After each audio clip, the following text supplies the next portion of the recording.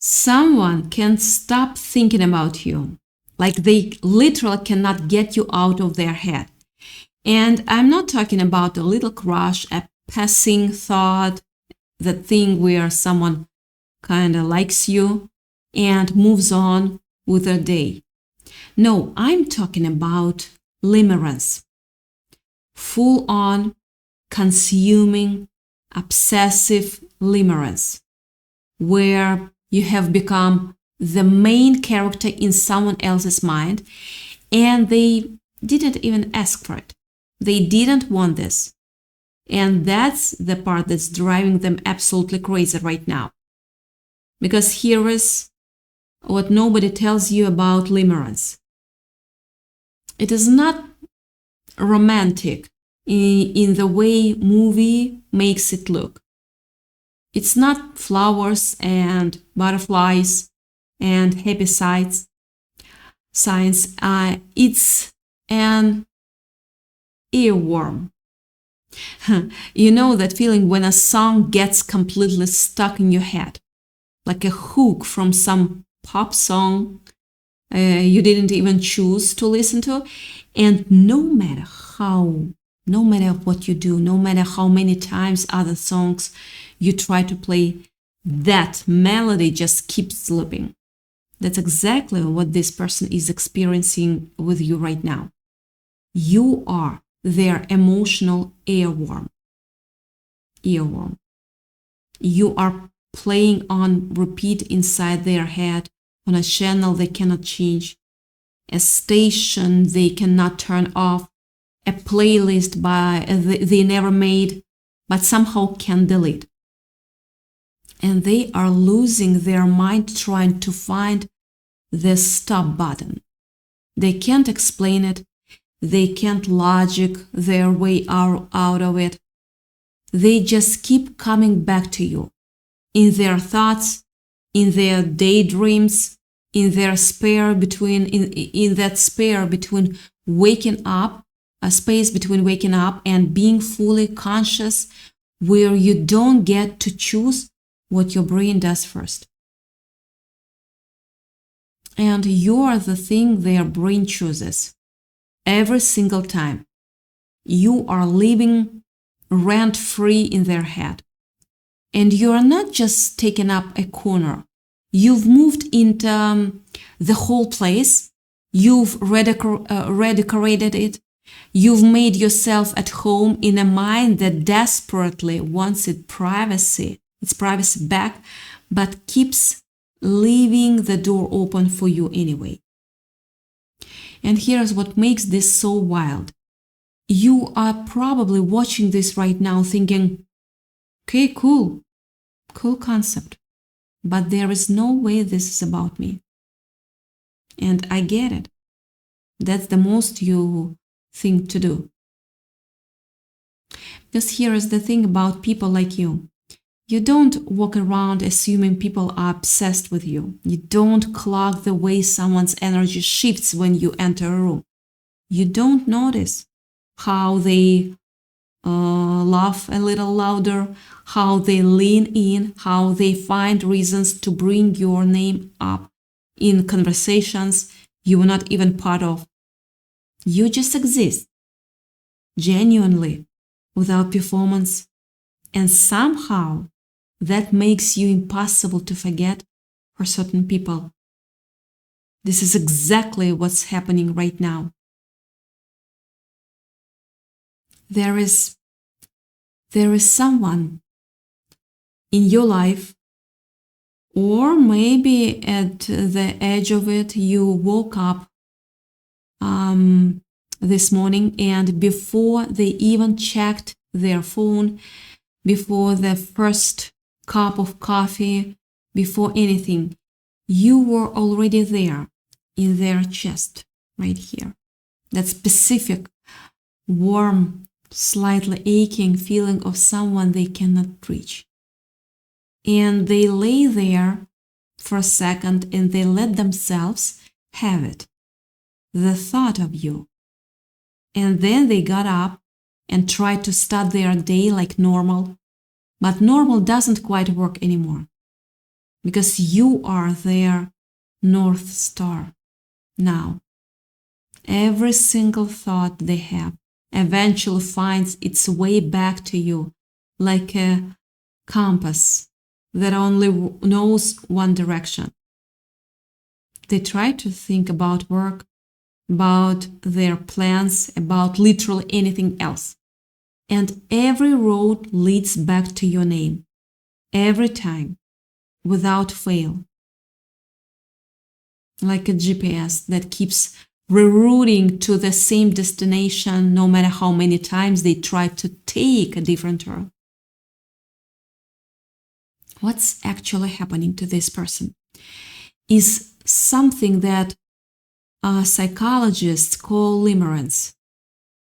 Limerence. And it's more intense than regular attraction.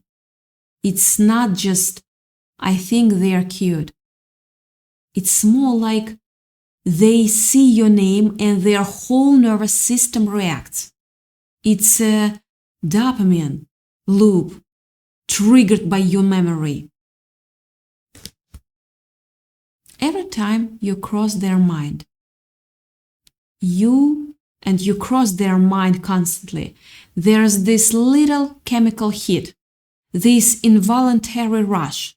Their brain has basically been trained to treat the thought of you as a reward, which means it keeps going back for more.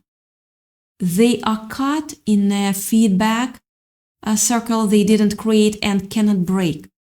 They have tried to distract themselves. They've tried. They've stayed busy. They filled their schedule.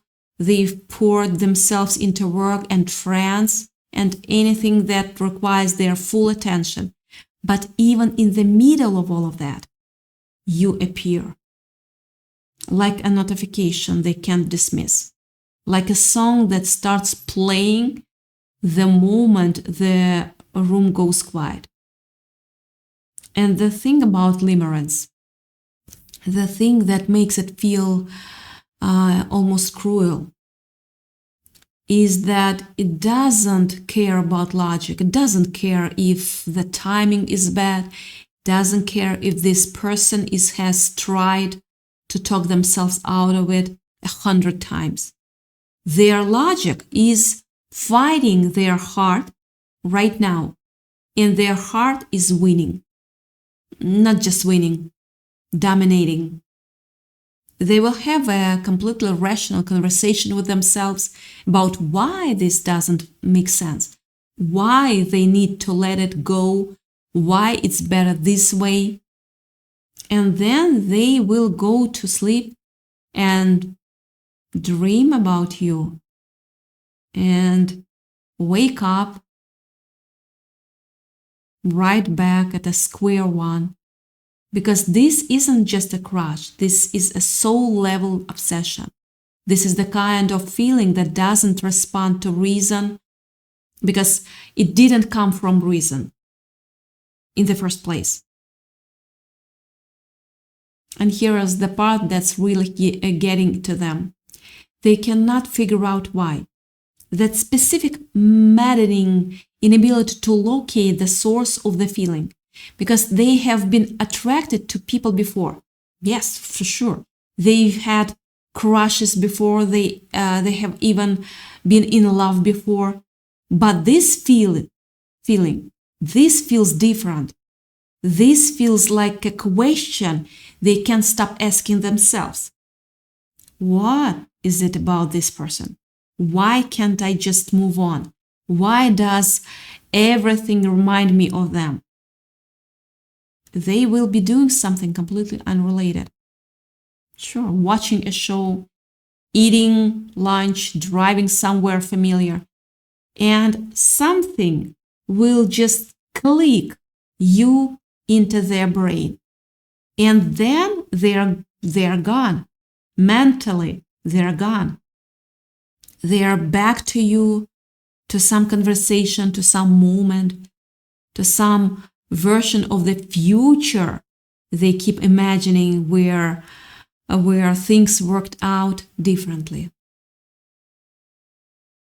They are haunted by the what ifs of your connection. What if I had said something sooner? What if I hadn't pulled back? What if I reached out right now? What if it's not too late? These questions live in them like a low hum they cannot locate and cannot silence. And here is what I want you to really sit with. This didn't happen because you were trying to capture someone's attention. This happened because you were just you, genuinely, authentically you. And for this person, that was electric, magnetic, in a way they were not prepared for. See, they have spent a lot of time around people who perform, people who curate, people who show you the version of themselves that's been carefully edited for approval. And then there is you, who just shows up as you, who says what you actually think, who doesn't pretend to like things you don't like, doesn't laugh at things that are not funny to you, doesn't bend yourself into shapes to make other people comfortable. And when this person first encountered that, really encountered it, something happened in them that they are still trying to understand. They were emotionally hijacked by your energy, not metaphorically, literally. Literally, their emotional system got taken over against their will, against their plan, against every wall they had carefully built. It probably started slow. Maybe it wasn't even romantic at first. They just noticed that being around you felt different. Just different. Like the air was clearer somehow. Like they could exhale in a way they didn't realize they'd been holding. And that feeling kept growing. Every conversation adding to it. Every small moment. The way you said something. The way you looked at them when they were talking. The way you remembered a detail nobody else remembered. Just staking. Until one day they realized, oh no, I'm actually gone for this person. And by then, it was way too late to do anything about it except feel it. Now, they are in it, deep in it, and they're oscillating between two states that I am sure you heard before in your own life. The part of them that wants to reach out, to say something, to just close this distance. And the part of them that is terrified by exactly that. Because here's what you might not fully know about this person. They have been hurt before. Specifically, they were hurt in a way that made them close the door inside themselves. They made a decision at some point, maybe consciously, maybe not, that they were done putting themselves out there, done getting their heart cracked open, done being the one who wanted more than the other person was willing to give. They decided that they'd rather feel nothing than feel that again. They had their whole emotional life locked up behind that decision, safe and managed and under control. And then you showed up. And you are the first person in a long time that made them feel like maybe, just maybe, Like maybe the door doesn't have to stay closed forever. Like maybe this one is different, and that maybe is absolutely terrifying to them. Because wanting you means being vulnerable to losing you.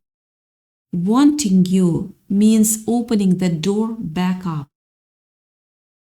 They feel like they are underwater most days, numb, managing, surviving, and you are their only real breath of air. And that's the most frightening thing of all, isn't it? To find out that one person can make you feel that alive after you'd gotten so good at feeling nothing. They've tried to quit you. That's the honest truth. They've tried to treat this like a habit they can just decide to break. They've gone days without letting themselves think about you, or they've tried to. And every single time you come back stronger. Because that's how emotional addiction works. The more you try to suppress something, the louder it gets. It's even physical. They are trying to quit you, and you are proving to be their strongest addiction. The withdrawal is real. Their return is inevitable. And somewhere in the back of their mind, they are starting to wonder if fighting it is even worth it anymore. On the days when they are feeling more settled, they convince themselves that pulling back was the right move, that protecting themselves was wisdom, not fear.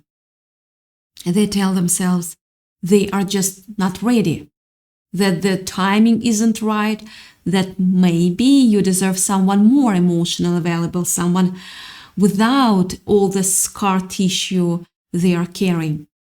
They are almost proud of themselves on those days. Look at me, being mature, knowing my limits, very healthy, very evolved, very much thinking about you the entire time they are telling themselves this. And then other days, most days honestly, they wake up and the first thing they feel is that hollow thing, that specific regret that doesn't even have a clear name. The feeling of something you didn't quite reach for, and now you're watching it from a distance. Your absence is louder than anyone else's presence in their life right now. Think about that. They can be in a room full of people who are interested and funny and paying attention to them. And none of it lands the way it should because you are not there. Other people feel like static. You feel like signal. And they keep reaching for the signal even when they have told themselves to stop reaching. They are searching for your face in every crowd, not literally always, but in that emotional way where you become the standard, where you become the measurement.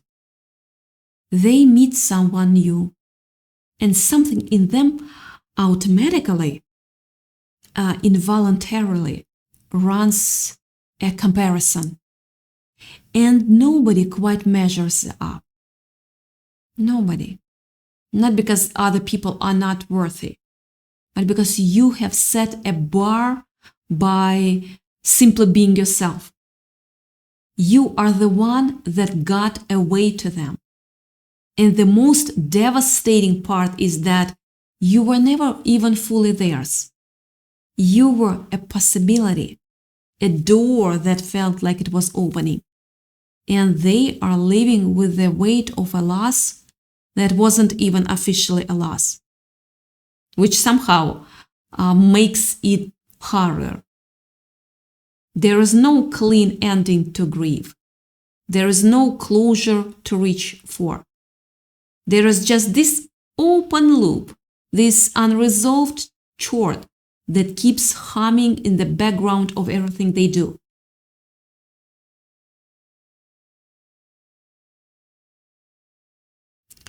Here is what I want you to understand about yourself in this context. You didn't do anything to cause this by being manipulative or strategic. You caused this by being real. There is an authenticity to you that acts like a magnet for certain people. Not just anyone, but specifically to the ones who've had to deal with so much pretense in their lives that genuinely depth almost feels like a foreign language. When they encounter it in you, something in them recognizes it. This is what I've been missing. This is what I didn't even know I needed. And that recognition becomes limerence. They don't just want you. They feel like they need you to feel whole. Like some part of them that was fragmented or quietly aching finally made sense when you were around. And now that you are not right there, that part doesn't know what to do with itself. You've probably felt this pattern before, haven't you? People coming into your life, drawn to something they sense in you, this light, this depth, this realness. But then, when you actually show them all of you, when you bring the full weight of who you are into the space, some of them can't hold it. They wanted the warmth, but not the fire. They wanted the depth, but didn't want to swim in it. They wanted to be near you, but didn't quite know how to handle someone who is genuinely, completely themselves. And that has probably taught you over time to be a little more careful, to wait, to watch. But here is the quiet revolution in your story. You've done the work, the unsexy, unglamorous, deeply personal work of learning to love yourself without conditions attached. You stopped pouring into people who couldn't pour back. You learned to recognize the difference between someone who wants your presence and someone who actually wants you, the real you, with all the edges and opinions and depth and the occasional difficult feelings. Messy. And you stopped settling for less than that. You stopped chasing, you stopped decoding silences. You stopped making yourself smaller so someone else could feel bigger. And that growth, it's invisible, not loudly. You are not someone who announces their healing, but people feel it. That groundedness, that self-possession, the fact that you genuinely don't need anyone's validation to feel okay. And the right people, the ones who are paying attention, the ones with enough depth themselves to recognize depth in others, they feel it like a gravitational pull. It's not neediness that made someone fall into limerence with you. It is the opposite, actually. Opposite. It is the fact that you are so completely okay on your own that being around you feels like something rare and irreplaceable. they've lost their cool completely over you. And somewhere deep down, even they know that's not something that happens by accident. So right now, as this person sits with their feelings and their confusion and their very loud inner argument, you are just living your life, not chasing, not performing, not scanning for signs. You are open, genuinely open to the right things, to showing up in its own time, with its own clarity. Because you've learned the thing that most people spend their whole lives trying to learn. The right person will not make you feel like you need to convince them. The right person will arrive with certainty, with courage, with the full, unambitious choice to be here. Until then, you're your own North Star. You're the main character in your own story, not a supporting role in someone else's internal drama.